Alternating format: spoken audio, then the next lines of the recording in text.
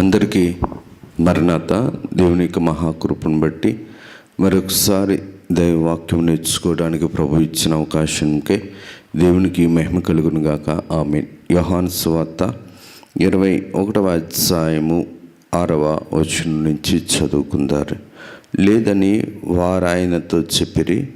అప్పుడు ఆయన, దోణి కుడి ప్రక్కన వలవేయుడి మీకు దొరుకునని చెప్పిన గనుక వారు అలాగున చేయగా చేపలు విస్తారంగా పడినందున వల లాగలేకపోయిరి. ప్రార్థన చేసుకుందారు. సర్వకృపానిధి దయగలిగిన తండ్రి, మీకు వందనాలు, స్తుతులు, స్తోత్రాలు, ప్రణతులు నాయన.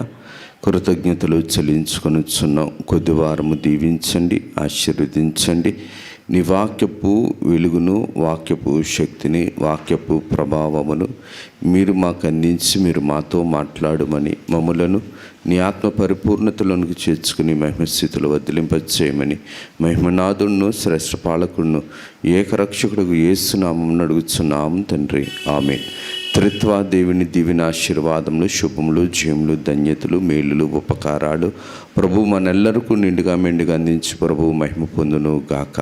ఆమేన్. దేవుని యొక్క విశ్వాసులారా, మరి యేసుక్రీస్తు ప్రభు పునరుద్ధానుడైన తర్వాత 40 దినాలు భూమి మీద ఆయన పునరుద్ధాన శరీరముతో, లేదంటే కనుక అక్షయ శరీరముతో, లేదంటే గనక ప్రభు యొక్క మహిమ శరీరముతో భూమి మీద ఉన్నట్లు మనం చూడగలుగుతున్నాం వాక్యము ద్వారా. ఈ చదవబడిన వాక్యములో కూడా జాగ్రత్తగా మనం గమనించగలిగితే గనక ఈ యొక్క 21వ అధ్యాయంలో మనం చూడగలిగితే పేతురు గారు పునరుద్ధానపు శక్తితో, పేతురు గారు పునరుద్ధానపు ప్రభావముతో ఏ విధముగా ప్రభు యొక్క మాటను నెరవేర్చారో మనం వాక్యంలో మనం చూడగలిగిన వారమై ఉన్నాం. లూకాసు వార్త 5వ అధ్యాయంలో మనం చూడగలిగితే కనుక ప్రభు పేతురు గారితో అంటున్న మాట ఏమిటనిసినంటే, మీరు చేపలు పట్టు జాలర్లుగా కాక మనుషులను పట్టు జాలర్లుగా నేను చేస్తాను అని ప్రభువు చెప్పాడు. కానీ ఆ యొక్క దినమున ప్రభు యొక్క కార్యక్రమంను జాగ్రత్తగా మనం గమనిస్తే గనక ఆనాడు పిలుపు అది మొదట ప్రతిష్టత కలిగిన పిలుపు, అనగా ప్రభు యొక్క పనికి ప్రతిష్ఠింపబడిన పిలుపు ఉన్నది. ఆ పిలుపులో ఏమి లేదు అనిసినంటే పునరుద్ధానపు శక్తి లేదు, పునరుద్ధానపు బలము లేదు. కానీ యేసుక్రీస్తు ప్రభు యొక్క పిలుపు, ఆయన యొక్క స్వభావము, ఆయన యొక్క శక్తి మహాపునరుద్ధానపు బలముతో ఇప్పుడు ఎల్లప్పుడూ నిండిని ఉన్నది. కానీ పేతురు గారు ఆనాటి కాలంలో లూకాసు వార్త 5వ అధ్యాయంలో చూడగలిగితే కనుక ప్రభువుని వెంబడించాడు. కానీ ఎప్పుడైతే ప్రభు యొక్క జీవితంలో శ్రమ వచ్చిందో ఆ శ్రమ కలిగిన స్థితిలో ఆయన ప్రభువుని కాదని దూరం అవటం మన వాక్యం ద్వారా మనం చూడగలుగుతున్నాం. ఎందుకు ఈ మాటను మనం జ్ఞాపకం చేసుకోవాలి అని అంటే కనుక యేసుక్రీస్తు ప్రభు పునరుద్ధానుడైన తర్వాత పేతురు గారిని నిలువబెట్టుటకు, పేతురు గారిని రాయిగా మలచడానికి, సంఘ స్థాపడగా, సంఘ కాపరిగా, సంఘ యాజకుడిగా చేయటానికి పేతురు గారిని ప్రభు ఏర్పాటు చేసుకున్నాడు. ఆ ఏర్పాటు స్థితి నుంచి తప్పిపోయాడు. శ్రమ వచ్చినప్పుడు, బాధ వచ్చినప్పుడు, నిందొచ్చినప్పుడు, అవమానం వచ్చినప్పుడు. కానీ పేతురు గారి యొక్క ప్రేమ దేవుని మీద ఏ స్థితిలో ఉందో అది దేవుడు తెలుసుకున్నవాడు కాబట్టి, వాగ్దానం ఇచ్చినవాడు నమ్మదగినవాడు కాబట్టి పేతురు గారిని మరలా పునర్ప్రతిష్ఠింప చేయటానికి, లేదంటే కనుక తన యొక్క పునరుద్ధానపు బలముతో సేవాకరమైన పునరుజ్జీవమును అందించి, నా యందు విశ్వాసం ఉంచిన వాడు నాకంటే ఘనకార్యాలు చేస్తాడన్నట్లుగా పేతురు గారిని సిద్ధము చేయటానికి యేసుక్రీస్తు ప్రభు తన పునరుద్ధానపు బలముతో, పునరుద్ధానపు ప్రేమతో, పునరుద్ధానపు శక్తితో దేవుడే స్వయముగా పేతురు గారి దగ్గరికి వచ్చి నిలువ పెట్టడం అనేది మనం చూడగలుగుతున్నాం. ఎందుకు ఈ మాటను మనం జ్ఞాపకం చేసుకోవాలనిసంటే, చదువుబడిన వాక్యములో జాగ్రత్తగా మనం చూడగలిగితే కనుక ప్రభువు అక్కడ సూచక్రియ చేశారు. ఈ సూచక్రియ కూడా ప్రభు యొక్క శక్తిని బట్టి జరిగినది. ఇంకా లోతుగా వెళ్ళి వల వెయ్యుము అని లూకాసు సువార్త 5వ అధ్యాయంలో చెప్పినప్పుడు అక్కడ చేపలు కూడా పట్టినట్లుగా మనం చూడగలుగుతున్నాం. యోహాను సువార్త 21వ అధ్యాయంలో కూడా మనం చూస్తే కనుక ఇక్కడ కూడా కుడివైపున వల వెయ్యుము అని అనగానే విస్తారమైన చేపలు అక్కడ పడటం అనేది మనం చూస్తాం.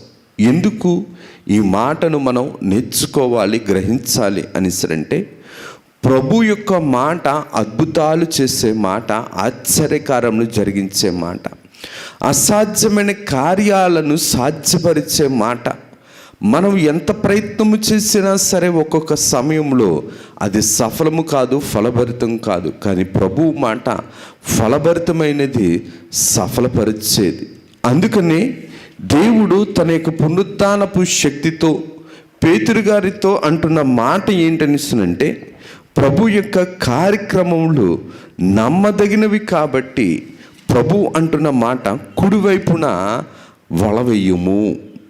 ఈ మాట అంటుండేటప్పుడు ప్రభు యొక్క అంతస్తు, ప్రభు యొక్క స్థితి మహిమ స్థితి. పేతురు గారి యొక్క అంతస్తు తప్పిపోయిన స్థితి, తప్పిపోయి మరలా తిరిగి పాత బ్రతుకులోనికి వెళ్ళిపోయాడు ఆయన. అందుకనే ప్రభు యొక్క కార్యక్రమంను జాగ్రత్తగా గమనిస్తే గనక యోహాను సువార్త 15వ అధ్యాయము 5వ వచనంలో చూస్తే గనక, నాకు విరోధముగా ఉండి మీరేమీ కూడా చేయలేరు. ప్రభువుకి వేరుగా ఉండి మనమేమీ కూడా చేయలేని వారం. మొదట లూకాసు సువార్త 5వ అధ్యాయంలోనేమో ప్రభువు పిలిచారు. 21వ అధ్యాయంకి వచ్చేటప్పటికి పూర్తిగా తప్పిపోయి ఆ పిలుపును కాదని, ఏర్పాటును కాదని, తన యొక్క స్థితిని కాదని పేతురు గారు ఎక్కడికి వెళ్ళిపోయారనిసరంటే మరలా పాత బ్రతుకుకు వెళ్ళిపోయారు. దేవుని యొక్క వాగ్దానాన్ని మర్చిపోయాడు, దేవుని అద్భుతాలను మర్చిపోయాడు, దేవుని ఆశ్చర్యకార్యాలను మర్చిపోయాడు, దేవుని యొక్క కృపా కనికర సంపన్నత కలిగిన కాపుదలను, పోషణను అంతటిని మర్చిపోయి మరలా పాత బ్రతుకులోనికి వెళ్ళిపోయాడు. పాపమును ఆశ్రయించినప్పుడు, లోకమును ఆశ్రయించినప్పుడు, లోకాశ, నేత్రాశ, శరీరాశ, జీవపుడంబము ఉన్నప్పుడు మన యొక్క ఆత్మీయ జీవితంలో దేవుడు చేసిన ఉపకారాలను, దేవుడు తొలగించిన అపకారాలను మరిచిపోయి ఏం చేస్తామనిసనంటే దేవునికి విరోధముగాను, దేవునికి దూరముగాను మారిపోతాం.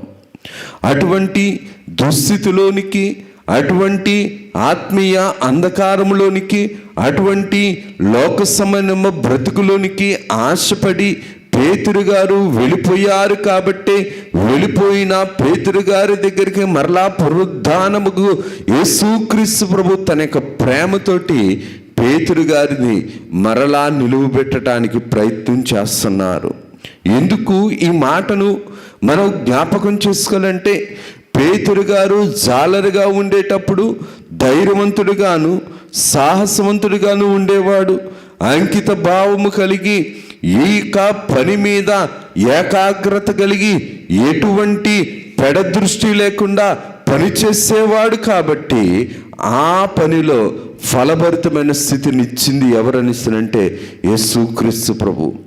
అటువంటి అంకిత భావము కలిగిన ఈ యొక్క పేతురు గారి యొక్క బ్రతుకులో ఆత్మీయ జీవితం బలహీనపడటం ద్వారా పేతురు గారిని మరలా తన యొక్క పునరుద్ధానపు బలముతో నిలువబెట్టడానికి, పునరుద్ధానపు బలముతో సేవలో మరలా అద్భుత కార్యాలు చేసేవాడిగా నిలువబెట్టడానికి ప్రభు తన యొక్క జీవితంలో, అనగా పేతురు గారి యొక్క జీవితంలో ఒక గొప్ప సూచక్రియను, అద్భుత క్రియను చేస్తూ తన యొక్క ఆత్మీయ స్థితిని పేతురు గారికి అందిస్తున్నాడు.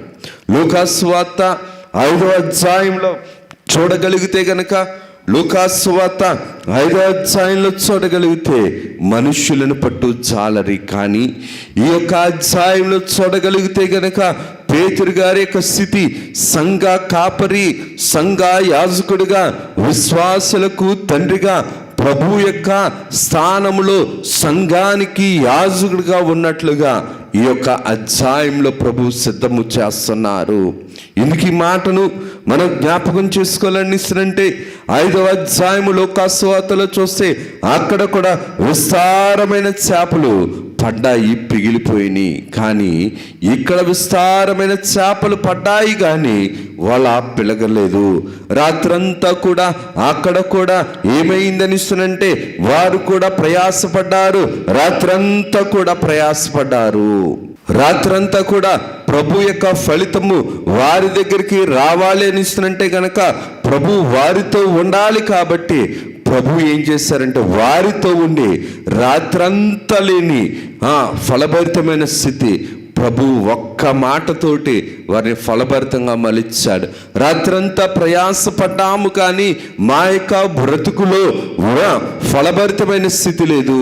మానవుని యొక్క జీవితంలో కూడా, విశ్వాస యొక్క జీవితంలో కూడా దేవునిని కాదని, దేవుని మాటను కాదని, దేవుని క్రమమును కాదని సొంత బుద్ధితో, సొంత ఆత్మతో, సొంత స్థితితో ఏ ప్రయత్నము చేసినప్పటికీ కూడా అది ఫలభరితము కాకుండా వ్యర్థమైపోయే కష్టముగాను, వ్యర్థమైపోయే ప్రయాసగాను, వ్యర్థమైపోయే దుస్థితిగాను ఉండిపోతుంది. కానీ దేవుని ప్రేమ వ్యర్థపరచనిది, దేవుని ప్రేమ వ్యర్థముగా ఉంచనిది, దేవుని ప్రేమ అనవసరపు స్థితిలోనికి నిలవబెట్టలేని. ఎందుకు ఈ మాటని నేను జ్ఞాపకం చేస్తున్నా అంటే దేవుని యొక్క ప్రేమ అందరికీ కూడా శిరస్సుగా ఉంచేది. వీరి ప్రయాస అంతా కూడా మానవుని యొక్క ప్రయత్నముతో ప్రయాసపడ్డారు కానీ ఈ ప్రయత్నములో వీరి యొక్క జీవితంలో దైవ స్థితి లేదు. కాబట్టి ఏమైపోయింది అనిసనంటే ప్రయాసగానే ఉంది కానీ ప్రయాస ఫలభరితంగా మారలేదు. అందుకని రాత్రంతా కూడా కష్టపడ్డారు రాత్రికాల సమయంలో, కానీ ఫలభరితమైన స్థితి ప్రభు వచ్చినప్పుడు, ప్రభు మాట ప్రకారము చెప్పినప్పుడు ఫలభరితమైన స్థితి జరిగింది. బైబిల్ మిషన్ యొక్క మూలవాక్యము కూడా ఆయన మీతో చెప్పునది చేయుడి.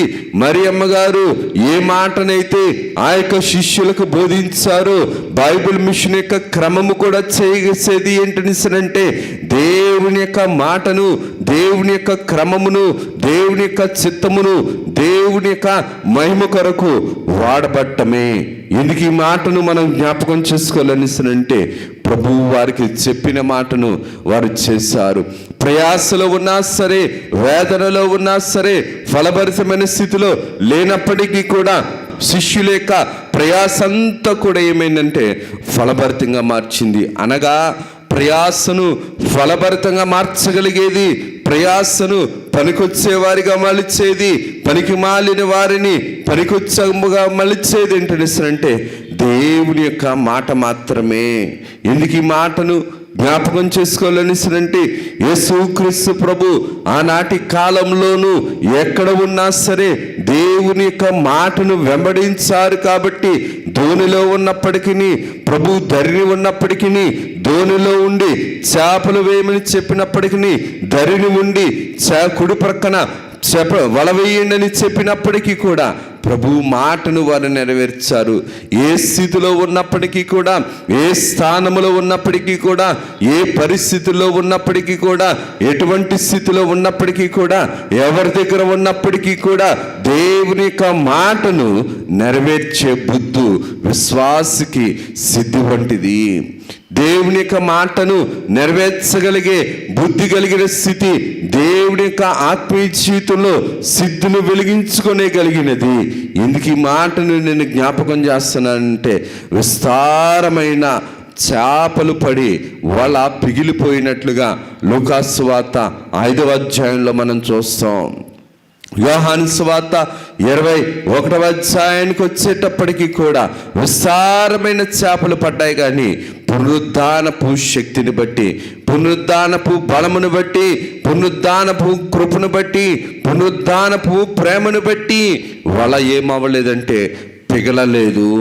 ఎందుకు ఈ మాటను జ్ఞాపకం చేసుకోవాలనిస్తానంటే దేవుడి యొక్క ఆత్మీయ జీవితంలో, దేవుని యొక్క ఆత్మీయ కార్యక్రమంలో ఆనాడు పేతురు గారికి ఎలాగైతే పునరుద్ధానపు శక్తిని ప్రభు అందించాడో, ఈనాడు సంఘానికి దేవుడైన యేసుక్రీస్తు ప్రభు తన యొక్క పరిశుద్ధతతో, తన యొక్క ఆత్మ సంపూర్ణతతోటి ఏం చేస్తున్నారని అంటే బాప్తిస్మం ఇస్తున్నారు. నీటి బాప్తిస్మం ఇస్తున్నారు, ఆత్మ బాప్తిస్మం ఇస్తున్నారు. విశ్వాసులు జారిపోకున్నట్లు, విశ్వాసులు పగిలిపోకున్నట్లు, విశ్వాసులు చేజారకున్నట్లును, విశ్వాసులు దేవుని కృపను దూరము చేసుకొనుకున్నట్లును నీటి బాప్తిస్మము ద్వారాను, ఆత్మ బాప్తిస్మము ద్వారాను ప్రభువుకి మనం దగ్గరగా ఉండవలసిన వారమై ఉన్నాం. ప్రభు యొక్క కృపను మనం జ్ఞాపకం చేసుకుంటే గనక, ప్రభు యొక్క స్థితిని జ్ఞాపకం చేసుకున్నట్లయితే గనక, దేవుడి యొక్క కృపను దూరము చేయట, దేవుని యొక్క ప్రేమను దూరము చేయట, దేవుని యొక్క స్వభావమును దూరము చేసుకున్నట అపవాది యొక్క పని ఉన్నది, అపవాది యొక్క స్థితి అయి ఉన్నది. ఎందుకు ఈ మాటను జ్ఞాపకం చేసుకోవాలని అంటే, విస్తారమైన చేపలు పడినవి అని ఈ యొక్క అధ్యాయం లోకాసు సువార్త 5వ అధ్యాయంలో మనం చూడగలిగాం. లోకాసు సువార్త 5వ అధ్యాయంలో చూస్తే విస్తారమైన చేపలు పడ్డాయని ఉంటుంది. అలాగనే లోకాసు సువార్త, యోహాను సువార్త 21వ అధ్యాయంలో చూస్తే ఓపికతో వారు లెక్క పెట్టగా 153 చేపలు అని వ్రాయబడి ఉంటుంది. ఎందుకు ఈ మాటను మనం జ్ఞాపకం చేసుకోవాలని అంటే, దేవుని యొక్క కృపను బట్టి, దేవుని యొక్క కార్యక్రమంను బట్టి ఈ యొక్క 153 ఏమిటని అంటే, దేవుని యొక్క కృపను బట్టి, దేవుని యొక్క స్థితిని బట్టి. 5 అనేది దేవుని యొక్క 5 గాయాలను సూచించేది, 3 అనగా త్రిత్వాన్ని చూపించేది, 1 అనగా తండ్రిగా, కుమారుడిగా, పరిశుద్ధాత్ముడిగా ప్రభు ఆది పితామహుల కాలంలోను, స్వార్థ కాలంలోను, ఇప్పుడున్న సంఘ కాలంలోను, నిన్న నేడు నిరంతరము ఏకరీతిగా ఉన్న దేవుడని ప్రభు యొక్క వాక్యాన్ని బట్టి మనం నేర్చుకోగలిగిన వారమై ఉన్నాం. అలాగనే చరిత్రను బట్టి, అలాగనే కొంతమంది యొక్క అభిప్రాయాలను బట్టి మనం గమనిస్తే గనక, ఆ కాలంలో 153 చేపల జాతులు ఉండేవి. అనగా 153 రకాల చేపల జాతులు ఉండేవి. కాబట్టి అన్ని రకాల చేపల జాతులు ఎలాగైతే వలలోనికి వచ్చాయో, ప్రభు మధ్యాకాశంలోనికి వచ్చినప్పుడు లోకములో ఉన్న దేవుని యొక్క కృపను బట్టి దేవుడు ఏర్పరచుకున్న యాజకుల ద్వారా మనుషులు పట్టు జాలలుగా ప్రభు ఎవరినైతే ఎంచుకున్నాడో వారి ద్వారా 153 చేపలు వలలోనికి వెళ్ళినట్లు ఈ ప్రపంచంలో ఉన్న నానా జాతుల వారు, అన్ని వంశాల వారు, అన్ని జాతుల వారు, అన్ని మతాలలో నుండి, అన్ని ప్రాంతాల్లో నుండి, అన్ని దేశాల్లో నుండి మధ్యాకాశంలోనికి వెళ్ళగలిగే స్థితికి సాదృశ్యంగా కనబడుచున్నది. పునరుద్ధాన బలముతోటి ప్రభు ఎలాగైతే అక్కడ ఆనాటి కాలంలో ఎలాగైతే 153 చేపలు వచ్చాయో, అలాగుననే మధ్యాకాశంలోనికి వెళ్ళినప్పుడు ప్రపంచంలో అన్ని జాతుల నుంచి, అన్ని మతాల నుంచి, అన్ని ప్రాంతాల నుంచి, అన్ని వయసుల వారి నుంచి, అన్ని యొక్క స్థితిల నుంచి కూడా ఎక్కడికి వెళ్తామని అంటే మధ్యాకాశంలోనికి వెళ్ళగలిగే స్థితి. ఆనాటి కాలంలో లోకాసు వార్త 5వ అధ్యాయంలో చేపలు పిగిలిపోయి, కానీ ప్రభు పునరుద్ధాన శక్తితో ఇక్కడ పిగిలిపోలేదు.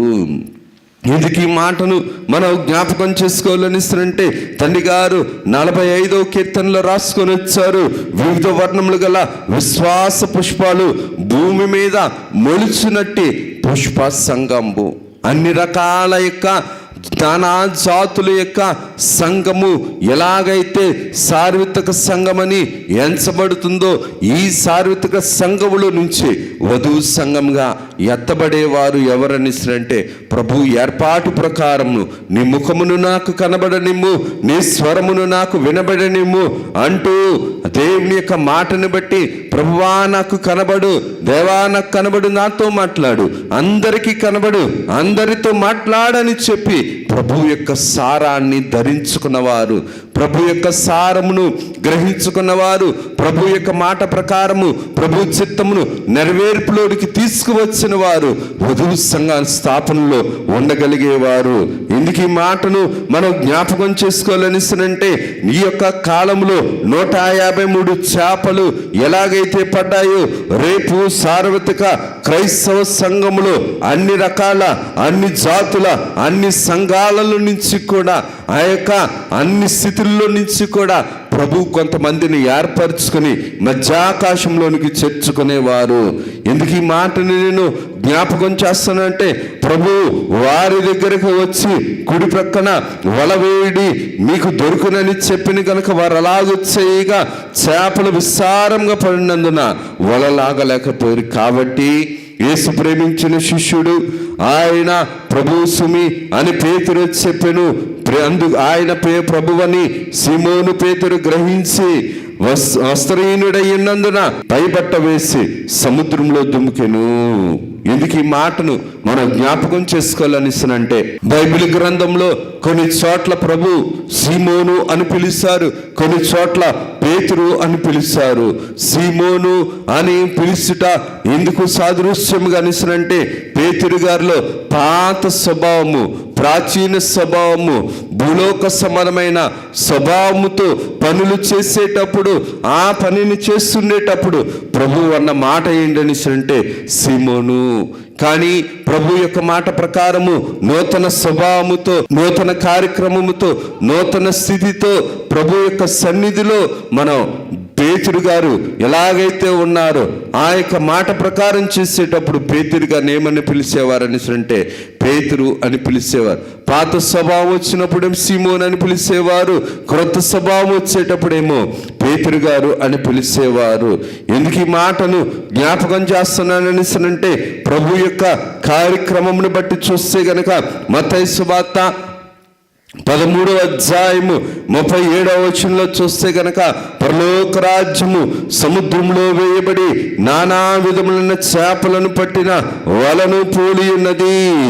అది నిండినప్పుడు దానిని దరికి లాగు కూర్చుని మంచి వాటిని గంపలో చేర్చి చెడ్డ వాటిని బయట పారవేయుదుము.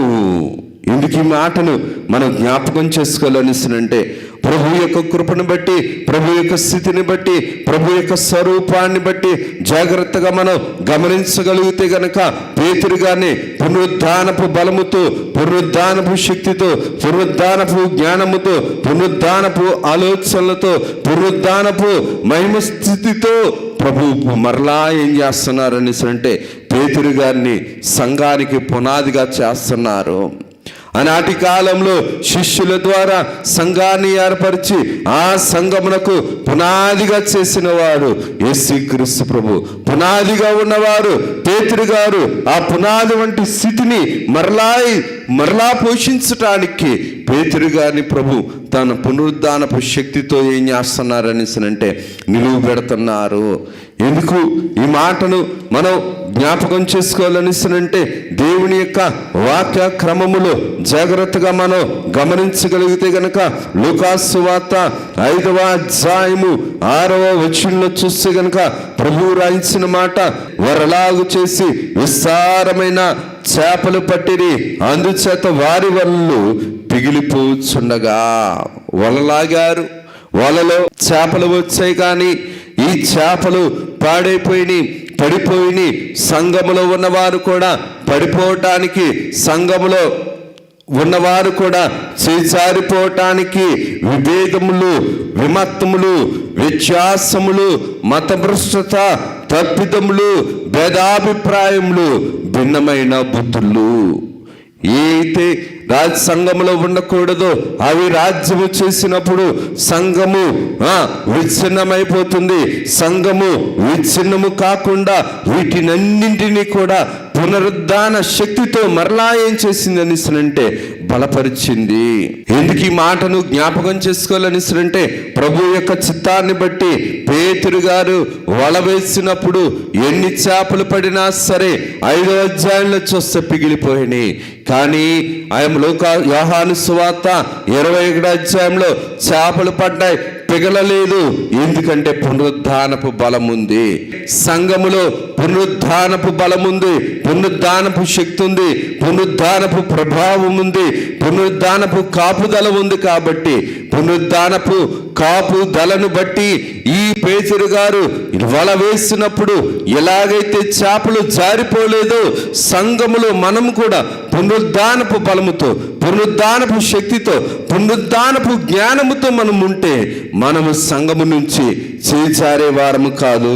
ఇందుకు మాటను జ్ఞాపకం చేస్తున్నానంటే, దేవుని యొక్క వాక్య క్రమములో చూస్తే గనుక విస్తారమైన చేపలు పడ్డాయి.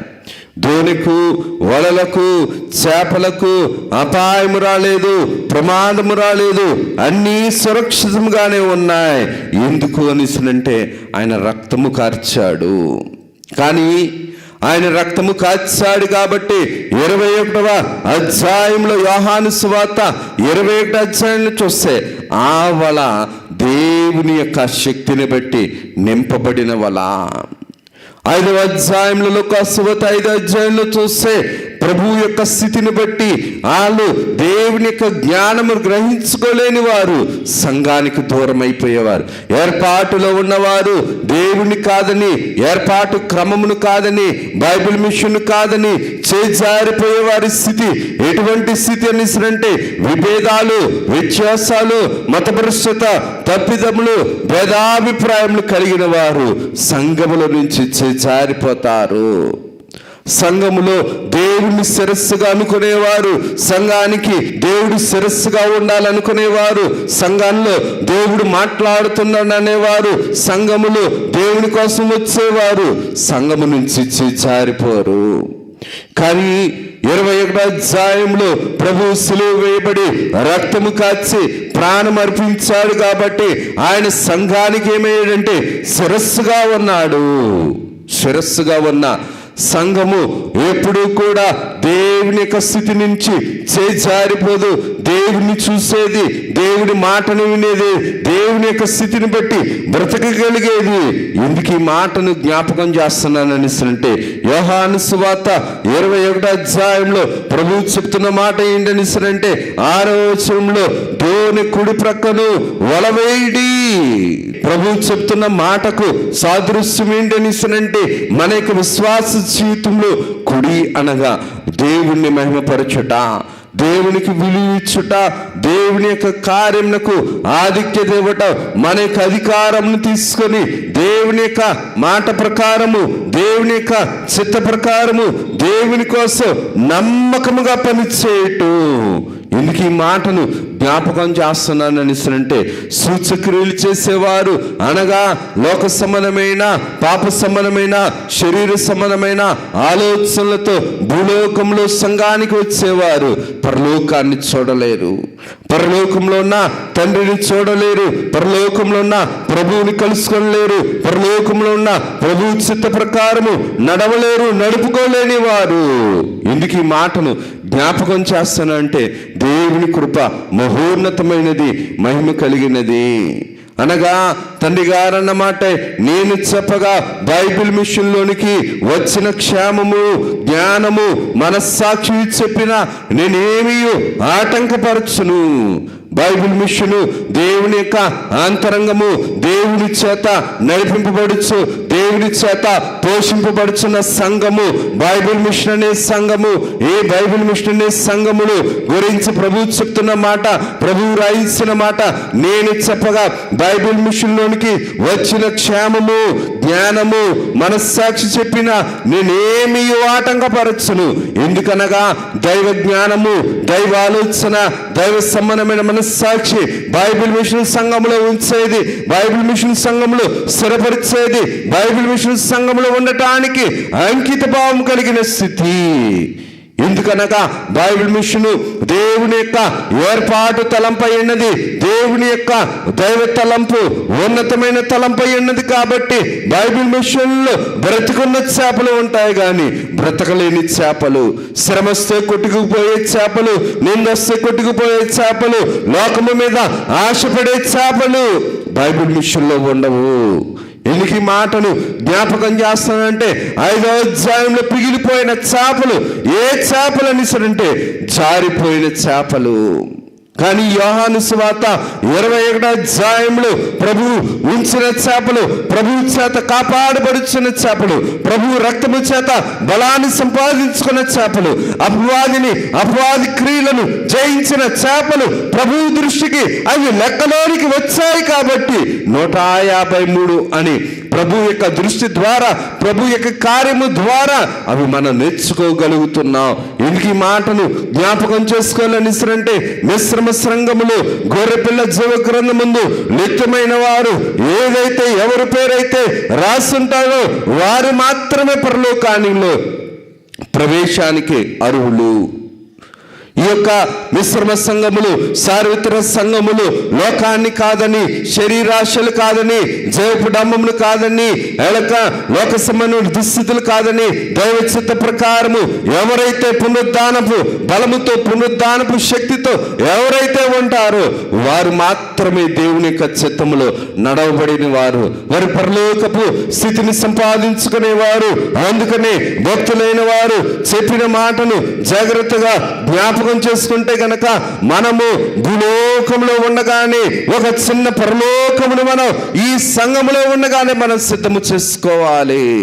అనగా ప్రభు యొక్క స్థితిని జాగ్రత్తగా మనం గమనించగలిగితే గనక యోహాను సువార్త 21వ అధ్యాయం 10లో చూస్తే, యేసు మీరిప్పుడు పట్టిన చేపలో కొన్నింటి తీసుకుని వారితో చెప్పగా, సీమోను పేతురు దోణి ఎక్కి వలను దరికి లాగెను. అది 153 గొప్ప చేపలతో నిండినను. చేపలు అంత విస్తారంగా పండెను, వల పిగలలేదు. యేసు 2 భోజనము చేతులని వారితో చెప్పెను. ఇక్కడ చూస్తే గనక 2 రకాల చేపలు మనకి కనబడుతున్నాయి. దేవుని యొక్క వాక్య క్రమంలో చూస్తే గనక 1 ప్రభువు తెచ్చిన చేపలు, 2 వీరు పట్టిన చేపలు. అనగా భూలోకములు పరలోకములు సిద్ధపరుచుకున్న స్థితి ఎటువంటి స్థితి అనేసరంటే దైవ స్థితిలో పరలోకమును చేరగలిగే స్థితి. ప్రభు ఇక్కడ సిద్ధపరిచిన చేపలు ఉన్నాయి. ప్రభు సిద్ధపరిచిన చేపలు వీరి ఆకలిని తీర్చాయి, వీరి ప్రయాసను, వీరి యొక్క కష్టాన్ని మర్చిపోయేలాగా చేసి నెమ్మదినిచ్చాయి. ప్రభు అన్నమాట, ప్రయాసపడి భారము మోయేవారులారా నా ఎదుకు రండి, నేను మీకు విశ్రాంతినిస్తానన్నట్లు ప్రభు వీరు అలసిపోయిన ప్రాణాలు కాబట్టి, ఫలభరితమైన బ్రతుకు కోసం ఆశపడుతున్న బ్రతుకులు కాబట్టి వీరికి ప్రభు ఏం చేశారంటే విందునిచ్చారు.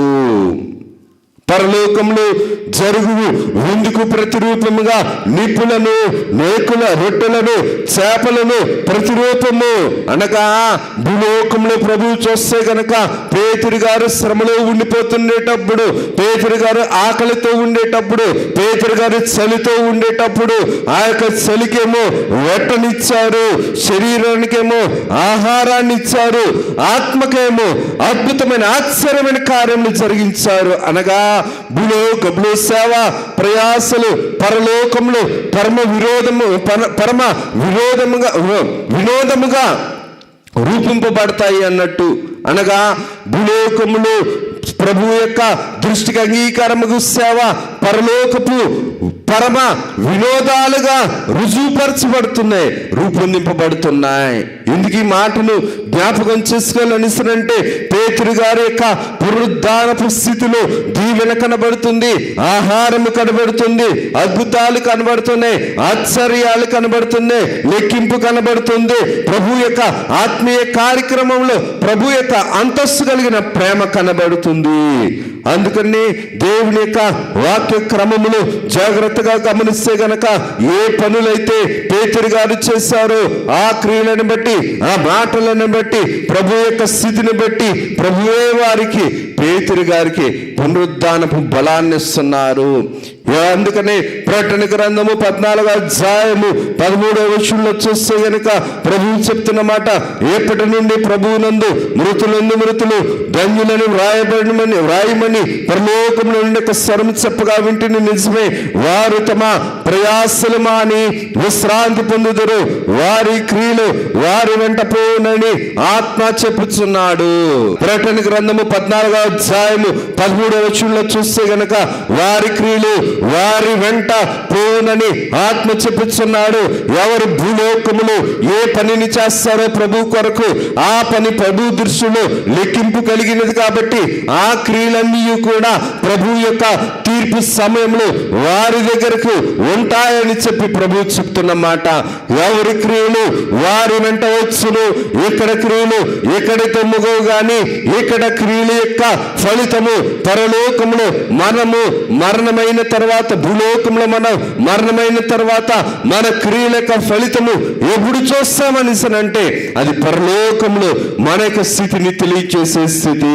ఎందుకు ఈ మాటలు జ్ఞాపకం చేసుకోవాలంటే ప్రభు యొక్క జ్ఞానము కలిగిన ఈ పేతురు గారు ప్రభు ఏం చేస్తున్నారంటే నేర్పిస్తున్నారు. పరలోక జ్ఞానముతో పేతురు గారిని రక్షిస్తున్నారు. పేతురు గారి ద్వారా అనేక మందిని రక్షించే ప్రధాన కాపరిగా ప్రభు మలుస్తున్నారు.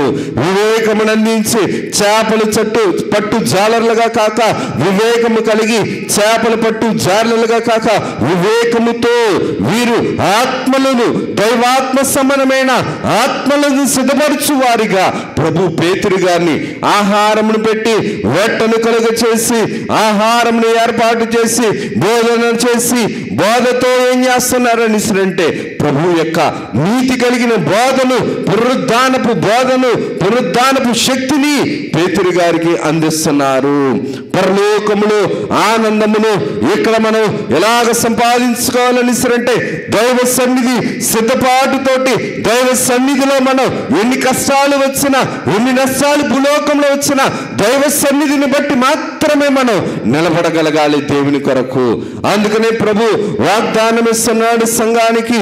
యెషయా గ్రంథము 42వ అధ్యాయము 2-3 వచనాలు చూడగలిగితే గనక, నీవు జలముల్లో పడి దాటినప్పుడు నేను నీకు తోడయ్యుండును, నదుల్లో పడి వెళ్ళినప్పుడు అవి నీ మీద పల్లిపోవు, నీవు అగ్ని మధ్యను నడిచినప్పుడు కాలిపోవు, జ్వాలలు నిన్ను కాల్చవు. యెహోవానగు నేను నీకు దేవుడును, ఇశ్రాయేలు పరిశుద్ధుడైన నేను రక్షించిన వాడను, నీ ప్రాణ రక్షణ క్రయము ఐగుప్తు నుంచి ఉన్నాను, నీకు బదులుగా కూషును షేబాను ఇచ్చి ఉన్నాను. ఇందుకు ఈ మాటలు మనం జ్ఞాపకం చేసుకోవాలని అంటే ప్రభు వాగ్దానం ఇచ్చిన వాడు నమ్మదగిన వాడు కాబట్టి ప్రభు అంటున్న మాట ఏంటంటే, నువ్వు జలములలో పడి నడిచినప్పుడును నేను నీకు తోడయ్యుండును, నీ ఎదులో బడి వెళ్ళినప్పుడు అవి నీ మీద పొర్లిపోవు. శ్రమలు ఎన్నొచ్చినా సరే, బాధలు ఎన్నొచ్చినా సరే, నిందలు ఎన్నొచ్చినా సరే, బలహీనతలు ఎన్నొచ్చినా సరే, ప్రభువుని బట్టి మనం చూడగలిగితే గనక, ప్రభువుని బట్టి మనం వినగలిగితే గనక, ప్రభువుని బట్టి మనం ఆసక్తి కలిగి ఉంటే గనక ప్రభువే మనల్ని చేర్చుకునేవాడు, ఆదరించేవాడు, ప్రేమించేవాడు.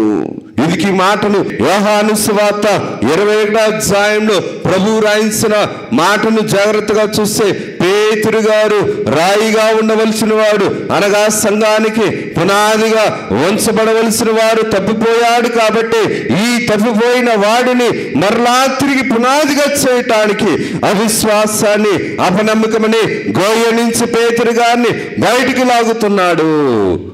పేతురు గారిలో అపనమ్మకం వచ్చింది, అవిశ్వాసం వచ్చింది. ఈ అవిశ్వాసమని, అపనమ్మకమని ఈ గోతులో నుంచి, ఈ ఆత్మీయ చావు గోతులో నుంచి బ్రతికించి పునరుద్ధానపు బలముతో ఏం చేస్తున్నాడంటే పేతురు గారిని సంఘానికి రాయిగా మలుస్తున్నాడు.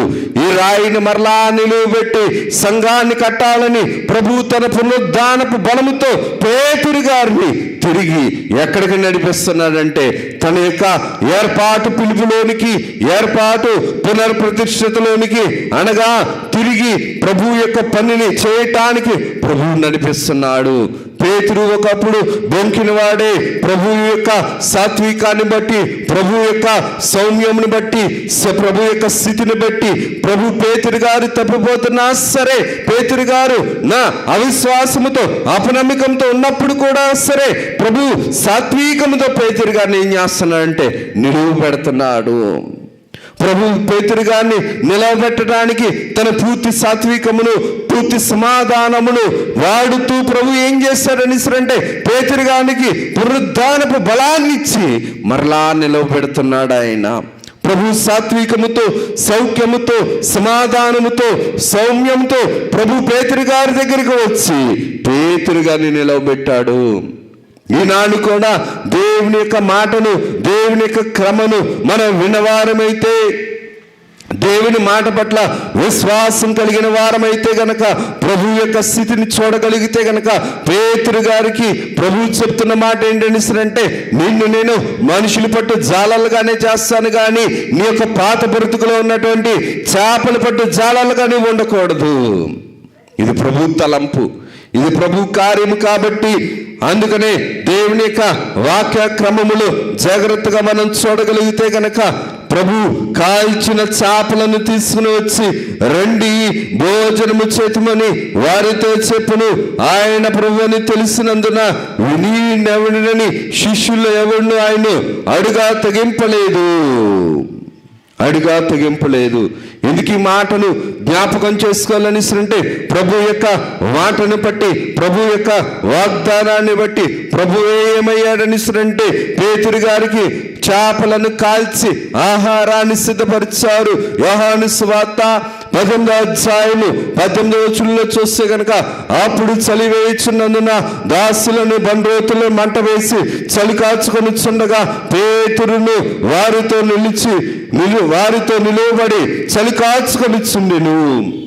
అక్కడ చలి కాచుకునేటప్పుడు బొంకాడు పేతురు గారు, అక్కడ చలి కాచేటప్పుడు పేతురు గారు బొంకారు. ఇక్కడ చలి కాగుతుండేటప్పుడు బొంకిన ఈ పేతురును సాక్ష్యంగా మలచడానికి ప్రభు అదే నిప్పులను వాడాడు. నిప్పులు దేనికి సాదృశ్యమని అంటే, ప్రభు పేతురు గారి యొక్క అంతరంగానికి సాదృశ్యము. ప్రభు యొక్క అంతరంగం, పేతురు గారి యొక్క అంతరంగంలో ఉన్న స్థితికి సాదృశ్యము. అక్కడ ఏ నిప్పుల దగ్గర అయితే బొంకాడో అదే నిప్పుల దగ్గర ప్రభు సాత్వికముతో పేతురు గారిని నిలువ పెడుతున్నాడు. బొంకిన పేతురుని ప్రభువుకి పనికొచ్చి పాత్రగా మలచడానికి, ఎక్కడైతే ప్రభువుని ఒప్పుకోలేదో వారి మధ్యనే ప్రభువుని నిలబెట్టడానికి, ప్రభు సాక్షిగా నిలబెట్టడానికి పేతురు గారిని ప్రభు ప్రేమిస్తున్నాడు. ఎందుకు ఈ మాటను జ్ఞాపకం చేసుకోవాలని అంటే, ప్రభు యొక్క కార్యక్రమంను బట్టి, ప్రభు యొక్క చిత్తాన్ని బట్టి పేతురు గారికి శరీరాహారంను సిద్ధపరిచారు. అలాగనే ఆత్మీయ ఆహారంను కూడా సిద్ధపరిచారు. బహిరంగముగా నన్ను ఎరగని వానిని ప్రభు శిష్యులందరి ఎదుట ఒప్పుకొని ప్రభు ప్రేమతో ప్రభు నిరూపిస్తున్నాడు. అనగా ఒకప్పుడు బహిరంగంగా ప్రభు శిష్యుడని ఒప్పుకోలేదు, కానీ ఈనాడు శిష్యులందరి మధ్యను నేను యేసు ప్రభు యొక్క శిష్యుడనను ఒప్పుకునే పునరుద్ధారపు జ్ఞానమును పేతురు గారికి ప్రభు అందిస్తున్నాడు. అనగా శరీరాహారమును పెట్టి ఆత్మకు బలమును సంతృప్తిపరిచి వారిలో ఉన్నటువంటి మందస్థితిని అంతటిని తీసివేసి వారిని పునరుద్ధానపు బలముతో ఆత్మీయ విధేయతను చూపిస్తున్నాడు. ఆత్మీయ విధేయతను, ఆత్మీయ సమ్మతిని, ఆత్మీయ సంబంధమైన జ్ఞానమును పేతురు గారికి అందించి పేతురు గారిని ఏం చేస్తున్నాడంటే ఆత్మీయ తండ్రిగా ప్రభు మలుస్తున్నాడు. ఆత్మీయ ఆహారమును వడ్డిస్తూనే ఆత్మీయ కార్యములను, ఆత్మీయ శక్తి బలాలను ప్రభు వారికి అందించినట్లు సంఘానికి కూడా ప్రభు ఏం చేస్తున్నాడు అంటే ఆత్మీయ బలమును, ఆత్మీయ శక్తిని అందించి ప్రభు తనకు కావలసినవన్నీ కూడా ఆత్మీయ స్థితిని అందరినీ కూడా పేతురు గారికి ప్రభు అందిస్తున్నాడు. ఒకప్పుడు చంచలకు బుద్ధి కలిగిన వారమే మనందరము కూడా పేతురు గారి వల్లే దేవుని యొక్క క్రమమును కాదని, దేవుని యొక్క మాటను కాదని, దేవుని యొక్క స్థితిని కాదని, వ్యక్తిగత స్థితితో లోక సంబంధమైన బ్రతుకుతో లోకంలో బ్రతకాలని చెప్పి దేవుని విడిచిపెట్టిన చంచలమైన బుద్ధి కలిగిన వారం. పేతురు గారు అలాగా చంచలమైన బుద్ధి కలిగినప్పుడు ప్రభు తన పునరుద్ధాన బలముతో పేతురు గారిని నిలవబెట్టినట్లు పేతురు గారు ఈనాడు కూడా సంఘంలో ఉన్న మనల్ని, చంచల బుద్ధి కలిగిన మనల్ని నిలవబెట్టడానికి ప్రభు తన పునరుద్ధానపు బలాన్ని, పునరుద్ధానపు శక్తిని, పునరుద్ధానపు జీవమును ప్రభు మనకు అందిస్తున్నారు. అందుకని పేతురు గారిలో పాత స్వభావం ఉన్నప్పుడల్లా కూడా సీమోను అన్నాడు, నూతన స్వభావం ఉన్నప్పుడల్లా కూడా పేతురు అని ప్రభు పేతురు గారిని పిలిచాడు. అనగా దేవుడు యొక్క కార్యక్రమాన్ని బట్టి, దేవుడి యొక్క స్థితిని బట్టి పేతురు గారిని దేవుడు ప్రేమించాడు కాబట్టి ఆ ప్రేమను బట్టి పేతురు గారు ఎలాగ మార్చబడ్డారని అంటే సంఘానికి పునాదిగా మార్చబడ్డారు, సంఘానికి ప్రధాన యాజకుడిగా మార్చబడ్డాడు, సంఘానికి ప్రభు పనికొచ్చు పనిముట్టుగా మార్చబడ్డాడు. ఎందుకు ఈ మాటను జ్ఞాపకం చేసుకోవాలనిసినంటే ప్రభువుకి అంగీకారంగా మార్చబడిన పాత్ర పేతురు గారు. ఎప్పుడు అంగీకారంగా మార్చబడ్డారనిసరంటే పునరుద్ధానపు మహిమ శరీరముతో ప్రత్యక్షమైనప్పుడు, దేవుని యొక్క ప్రత్యక్షత లేనప్పుడు, దేవుని యొక్క ప్రణాళిక లేనప్పుడు, దేవుని యొక్క స్థితి లేనప్పుడు విశ్వాస జీవితం కూడా అపనమ్మకంగా అవిశ్వాసంగా ఉండిపోతుంది.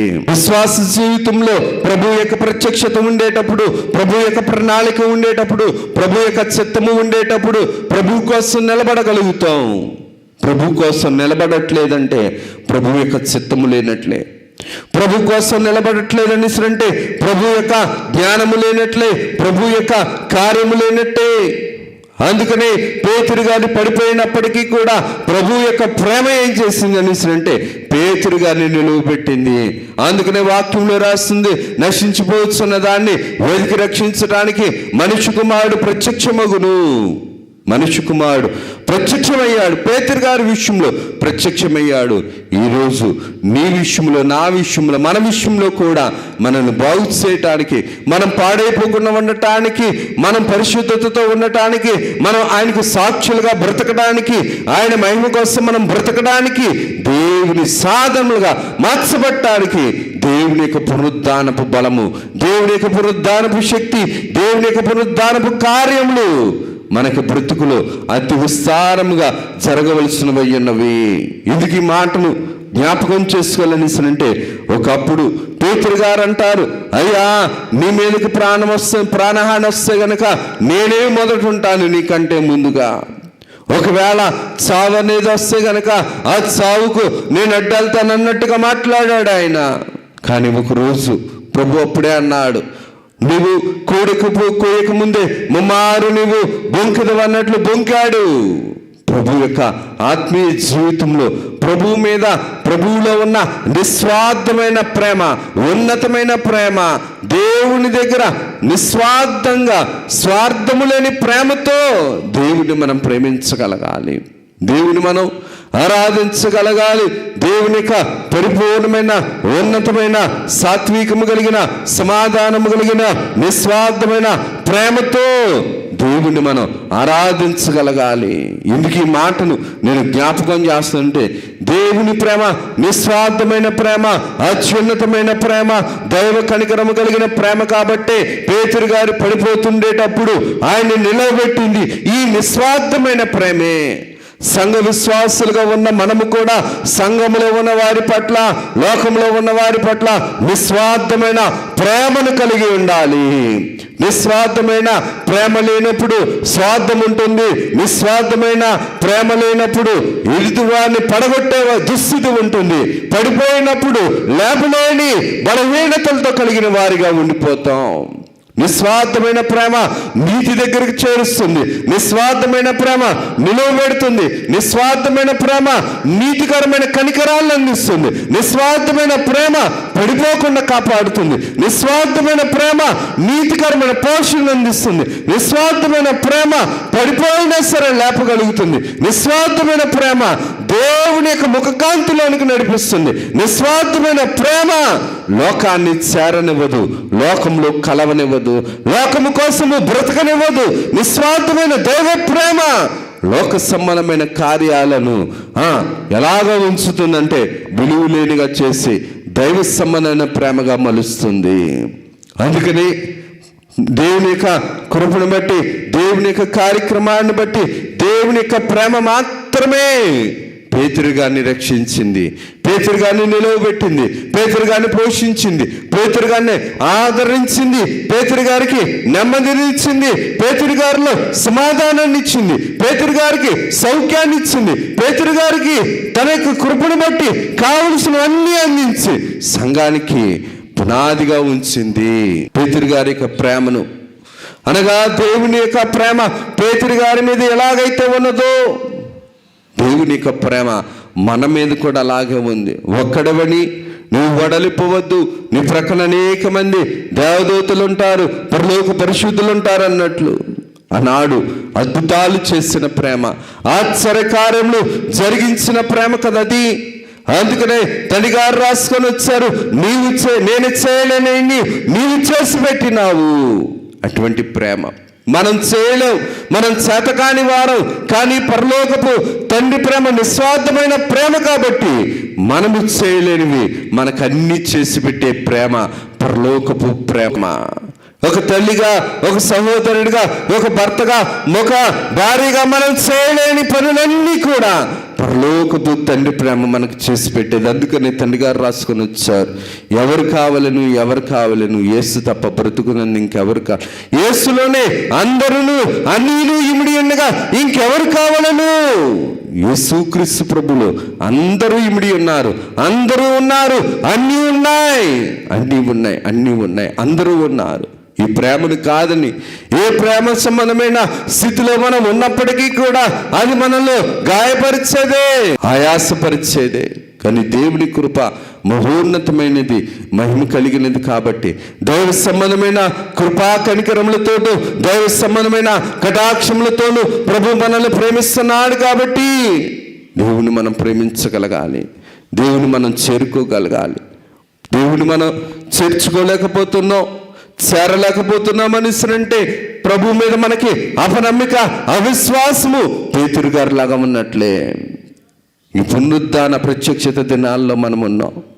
ఈ పునరుద్ధానపు ప్రత్యక్షత దినాల్లో ప్రభు పేతురు గారికి ఎలాగైతే ప్రత్యక్షమయ్యాడో అలాగే దేవుని యొక్క శక్తిని బట్టి, దేవుని యొక్క కార్యక్రమంను బట్టి దేవుని యొక్క శక్తిని మనం పొందుకోగలిగిన వారమై ఉండాలి. అపవాదిని జయించగలిగే వారిగా ఉండాలి. అపవాదిని, విగ్రహారాధికుని, విగ్రహార సంబంధమైన దుస్థితిని, దుర్మార్గతను, వాటిని అన్నింటినీ జయించగలిగే శక్తి కేవలము పునరుద్ధానపు బలానికి మాత్రమే ఉన్నది. పునరుద్ధానపు శక్తికి మాత్రమే, క్రీస్తు పునరుద్ధానపు శక్తి అపవాది క్రియలన్నింటికి అనంతకాల నాశనము కలిగించిన శక్తి. అటువంటి పునరుద్ధానపు శక్తితో ప్రభు మనల్ని, మన కుటుంబాలను, మన బిడ్డలను, మనకున్న సమస్తాన్ని బహుగా మెండుగా ఆశీర్వదించి ఉన్నతముగా తీర్చిదిద్ది ప్రభు మహిమ పొందును గాక. ఆమేన్. చిన్న ప్రార్థన చేసుకొని. సర్వోపకారి, సర్వశక్తిమంతుడా, మహిమ కలిగిన తండ్రి, మహాత్యం కలిగిన తండ్రి, మీకు వందనాలు, స్తుతులు, స్తోత్రాలు చెల్లించుకొనిచున్న కొద్ది వారం దీవించండి, ఆశీర్వదించండి, కనికరించండి, కాపాడండి. వెత్తబడిన వాక్యం మీ దృష్టికి అంగీకారంగా మలుచుకొని నీ పునరుద్ధానపు బలముతో, పునరుద్ధానపు శక్తితో, పునరుద్ధానపు కార్యక్రమములతో మీరు బలపరిచి, మీరు మహిమను, ఘనతను, కీర్తిని, ప్రభావములను పొందమని నీ చిత్తముతో వెలిగించి నీ కార్యక్రమంతో నడిపించమని యేసు నామమున అడుగుచున్నాం తండ్రి. ఆమేన్. త్రిత్వ దేవుని దీవెన, ఆశీర్వాదములు, శుభములు, జయములు, ధన్యతలు, మేలులు ప్రభు నిండుగా మెండుగా మనందరికీ అందించి ప్రభు మహిమ పొందును గాక. ఆమేన్. అందరికీ మరణాత.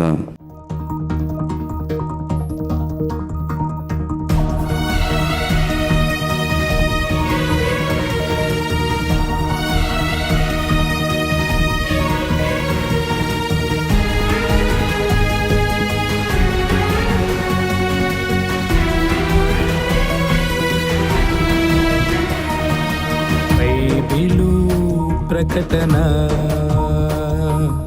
అయలుపరచిన ప్రకటన, యేసయ్య ప్రకటన, దాసయ్య ప్రకటన, పరలోక ప్రకటన, పరిశుద్ధ ప్రకటన, యేసయ్య ప్రకటన, దాసయ్య ప్రకటన, పరలోక ప్రకటన, పరిశుద్ధ ప్రకటన.